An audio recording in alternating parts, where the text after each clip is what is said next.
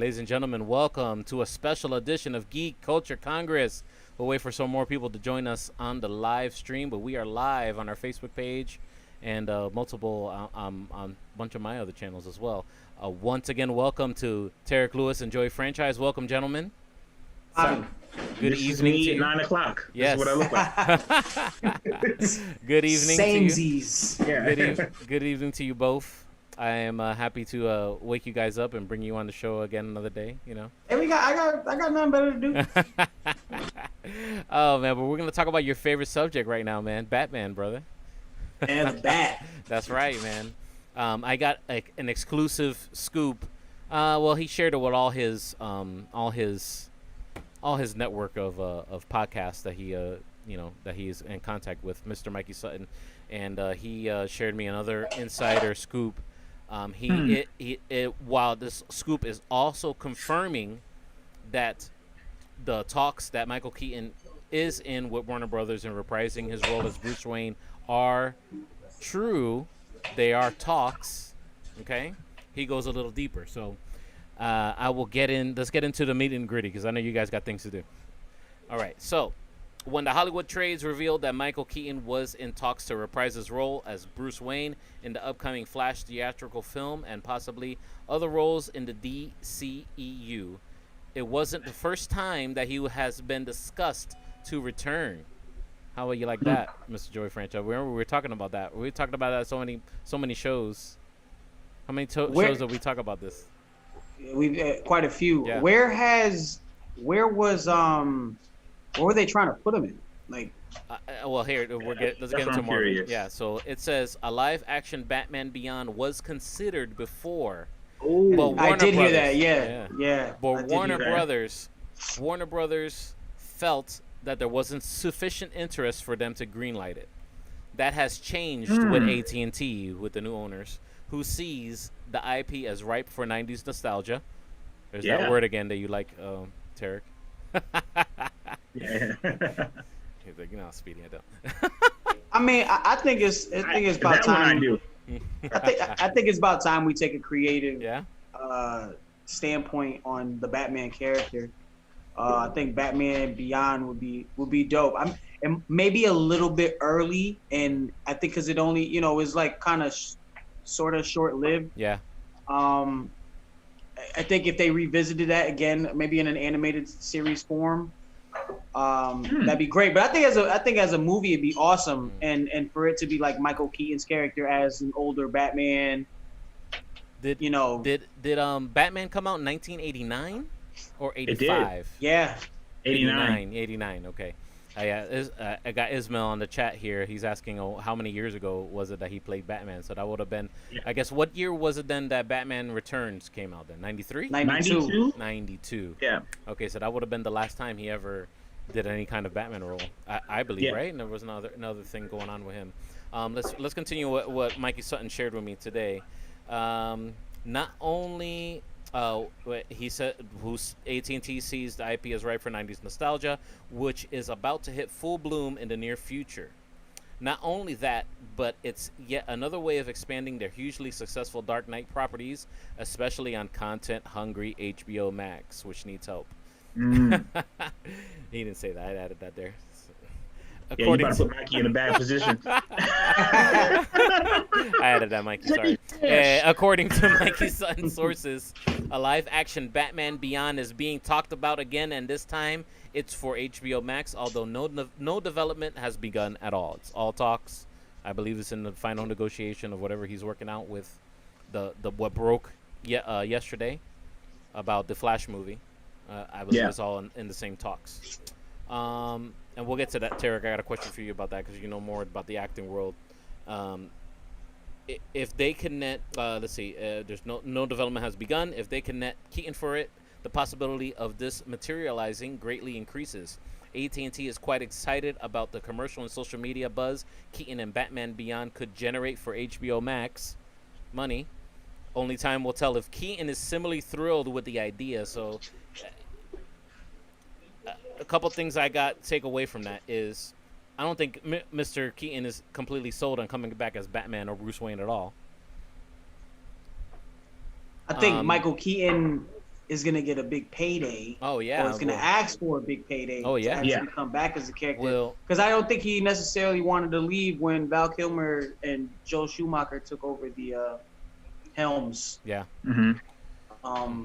I think, and he's at that point. I think he did the same thing with Spider-Man. So there was that when he was in talks to play Vulture. Right. There was a whole lot of back and forth and rumor this and debunk that. Mm-hmm. And, rumors being made, rumors being debunked.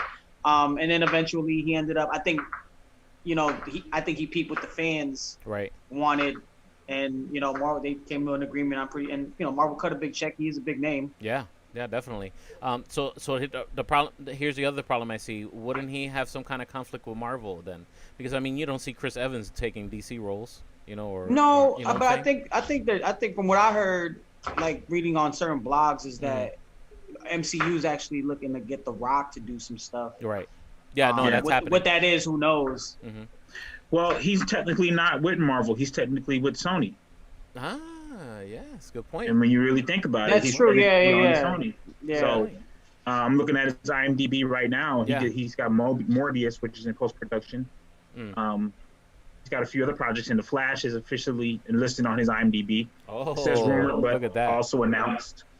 I think Michael Keaton, he has the resume to take or not take a role, and I think he's probably, instead of like saying he doesn't want to do it, I think he's more worried about, is the script good? I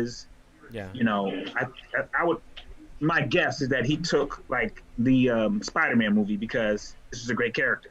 Right. It's a great opportunity for me as an actor. So somebody who's been around since Beetlejuice. I don't know how old I was when Beetlejuice came out. Right. I know I was alive. I don't know how old I was. He's an iconic actor, so he's got to make sure his brand is going to be protected if he's going to take on this role.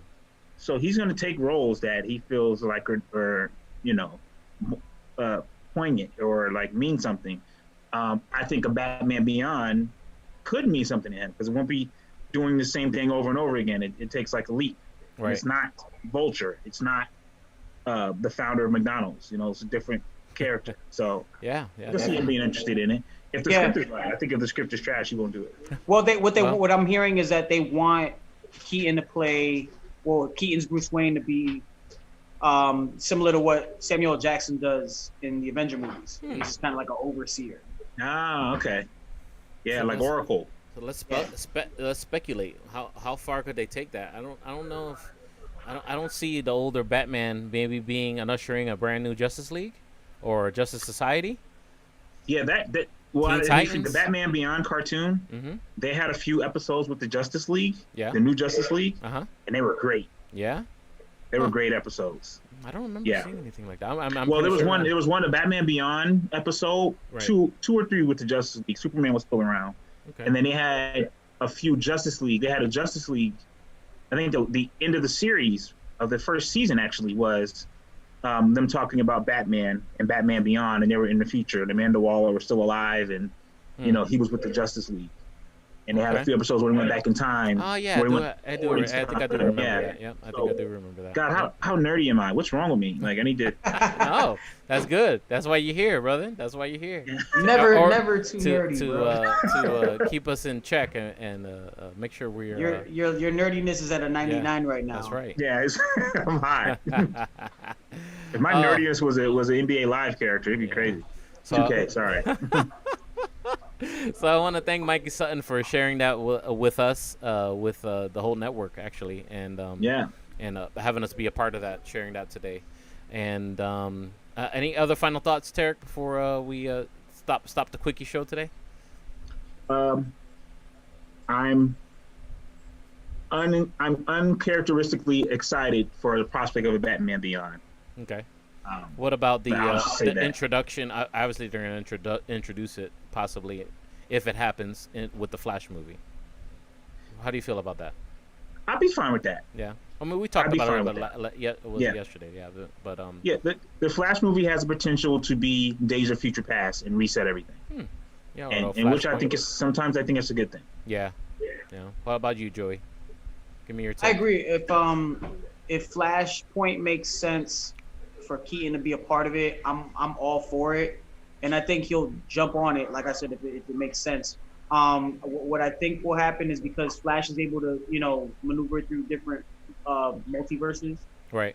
I think Keaton crosses into that, and I think that'll cross over. Hopefully, DCEU does the MCU thing where they expand using HBO Max. Yeah. And they can tease Michael Keaton's character and give him longevity, and bring him back to do a Batman Beyond for HBO Max, because I think it will work on an HBO Max, especially for fans that really want to see a live action version of that. I think it will work, and I mean he'd probably he'd pretty much be breaking the bank on Michael Keaton alone, and he plays like I said, a Samuel L. Jackson role, and you can hire a young enough up and coming actor to come in and rock out and play the new Batman. So I think that is maybe the direction that DCEU heads, is they tease it in Flashpoint, which is not for another couple of years. Oh yeah, and that's they not expand even probably on that pre-production HBO probably. Max. Yeah. So do you think this is the final? You think this is the final curtain for what is the DC universe? You think that they think they're going to do some kind of bundle or something like that, or you think you think it's the curtain call for that app? Oh, that app is going away. The arena of football. They can forget about it. Yeah, they got to drop that. They literally need to hand that. They need to hand that content over to HBO Max like right now and stop. And especially while HBO Max is hot, because you got the Snyder Cut. Everybody's hyped for next year. Yeah. No, everybody's on the Snyder train. That's for sure. And I have to be honest. I heard Doom Patrol's pretty dope too. I started watching Doom Patrol again. I picked it up again. Yeah. And I'm all in. Yeah, you're all in. Yeah. I gotta check it out. I mean, I peeped it. I just haven't had the time to sit down because me and my lady here. So you're gonna get that HBO Max? She want to watch. Yeah. You're gonna at least get that password from buddy HBO Max, Tarek? Huh? Yeah. Off site though, man. We can't be doing that. Oh man, Feds is watching, man. Feds is watching, bro. Yeah. They gotta catch me, bro. They gotta catch me. Anyway, let's stay focused, ladies and gentlemen. Thank you so much for checking in with us, Tarek. Let them know how they can follow you. My name is Tarek on Instagram, and just Tarek Lewis on Facebook. Excellent. Joey Franchise, hit him up. All your info. Hit me up at Joey Franchise on Twitter and Instagram, and pray for me too, because I just did my retest today for the COVID, and hopefully it comes out negative. Excellent, man. I hope you recover well. And thank you so much for taking time out for this scoop, so we can get it out to our listening audience. Thank you so much for hanging out with us, guys, here. Geek Culture Congress. Speedy Jr. signing off with my friend Tarek Lewis and Joey Franchise. We are Geek Culture Congress. Until next time, Monday, we're back, 6 p.m. Eastern Standard Time. See you guys. I'll be late, as usual. It's all good. Same. See you, folks.